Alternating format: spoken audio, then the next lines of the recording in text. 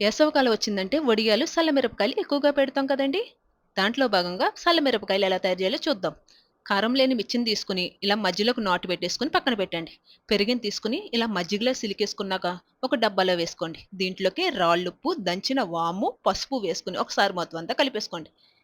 ఈ నాట్లు పెట్టుకున్న మిర్చిని తీసుకొని ఈ మజ్జిగలో వేసేసుకొని ఒక నైట్ అంతా డబ్బా మూత పెట్టేసి పక్కన పెట్టండి. మరుసటి రోజు ఈ మిరపకాయలను తీసుకొని ఒక గిన్నెలోకి వేసుకొని మజ్జిగంతా వాడిపోయాక ఎండలో పెట్టుకోవాలి.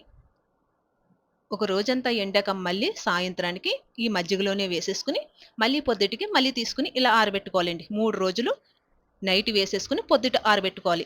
3 రోజులు అయిపోయిన తర్వాత మామూలుగా ఆరబెట్టేసుకుని డబ్బాలో పెట్టుకుంటే ఒక సంవత్సరం పాటు నిల్వ ఉంటాయండి. పప్పుసారు గాని, పెరుగన్నంలోకి గాని సూపర్‌గా ఉంటాయండోయ్! ఈ వీడియో నచ్చితే కనుక లైక్ కొట్టండి. నా ఛానల్‌ని సబ్స్క్రైబ్ చేసుకోండి.